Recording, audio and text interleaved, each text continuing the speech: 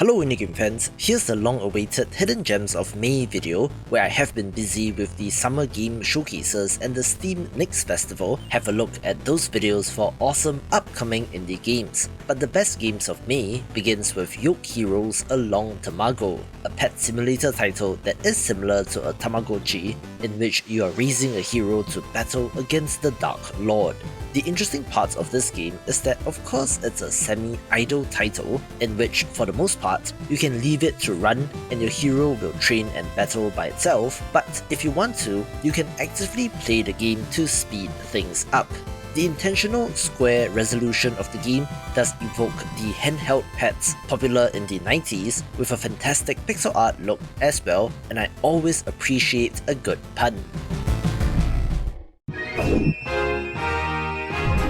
Here's a neat little title that I want to shout out since Plushie from the Sky doesn't look like one, but this is a Souls-like title in which you play as an angel wielding a teddy bear having fallen from heaven and now has to fight to make their way back home.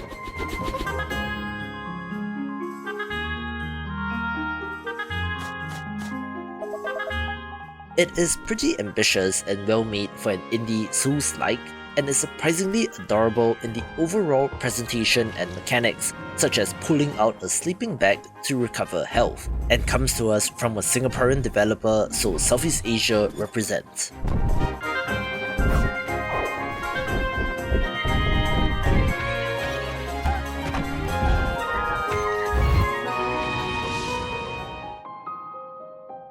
I thought, at the time, that Lorelei and the Laser Eyes never stood a chance, since this was a moody puzzle game with horror overtones that kind of came out of nowhere, but lo and behold, this Annapurna published title from the developer of Sayonara Wild Hearts has slowly but steadily gained quite the audience. This is a puzzle game through and through, even involving math, so it is not your typical action-heavy title, but as I've mentioned before, as I'm getting older, I do find myself gravitating towards more puzzle games, since uncovering secrets and figuring stuff out is just cool. So if you enjoy titles like Return of the Obra Dinn, The Witness or Void Stranger, this will be of interest.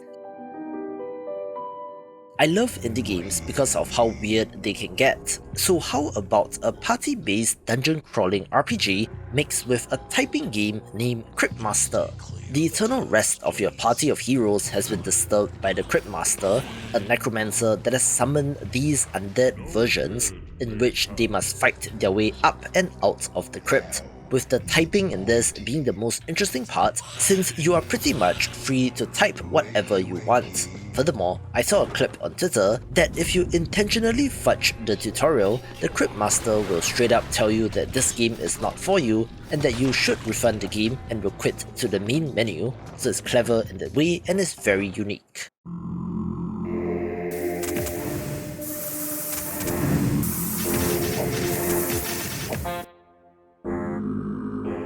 I usually use this series to highlight games that might not be mainstream popular but have their place in the grand landscape of indie games, and such is the case with the 1.0 release of Path of Akra, a traditional dungeon crawling turn-based roguelike title.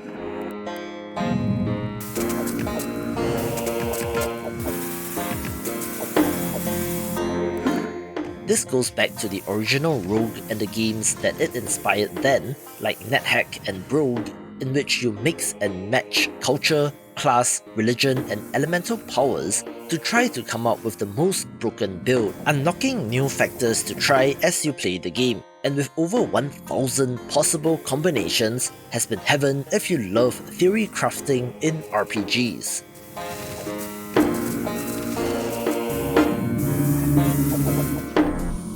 Similarly, I bet you cannot find another mainstream game like Rogue Voltage, since this self-styled engineering roguelike has you building synthesizers, wiring up various modules to create combos which then affect your characters and their actions as they fight off enemies. You have to manage power of both inputs and outputs, and has an interesting timeline system in which you can pull and push actions backwards or forwards in time, with this being a decent first step in early access, although people want more content, which can be taken off as a good sign.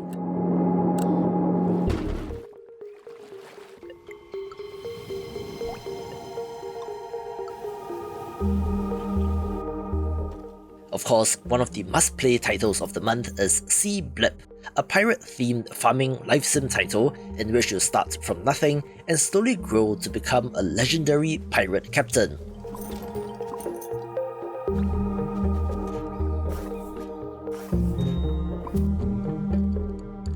This involves resource gathering and upgrading your island, but also building ships, sailing the high seas, and taking part in naval combat.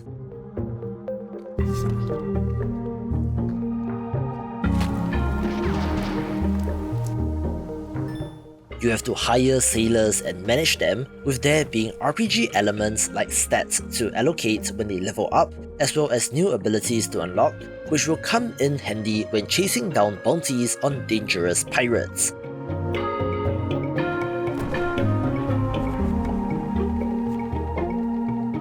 There are other mini-games like fishing, treasure hunting and more, and looks to get even better as time goes on.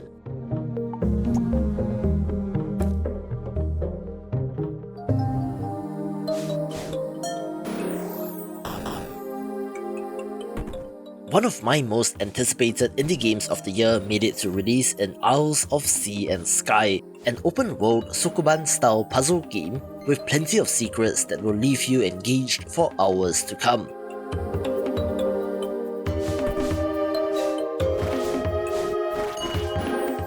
I do think that puzzle games have crossed over a quality bar in that games with one-off, self-contained levels are in trouble, since games in this genre are trending towards larger meta puzzles, think Paccarat Down the Bun Barrels and Void Stranger from last year as examples, so the levels need to be linked and interconnected in some way.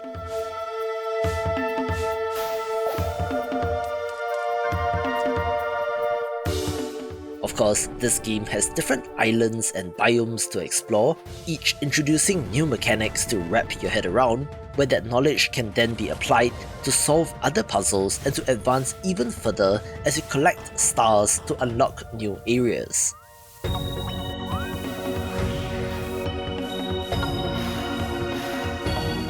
Yes, at its core, it is still a Sokoban-style block-pushing puzzle game, but the variety and cleverness of design is something to behold.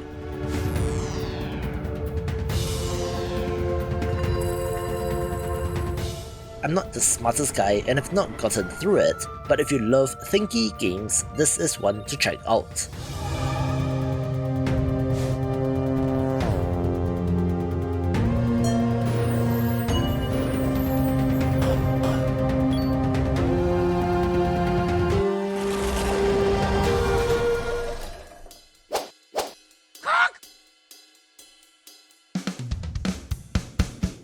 Alright, on to something a little bit more traditional in Cluck Mac Oasis, a pixel art action roguelite that does seem to have Vampire Survivors inspiration, but wait, it is not another clone, but rather integrates tower defense elements into the game. You are constructing towers to help you fight off swarms of enemies, and is satisfying in the same way as Vampire Survivors, since you can really slaughter quite the number of enemies. It does come to us from a Chinese developer, which probably explains why I don't really see people talking about this game, but if you love great tower defense titles, give this a shot.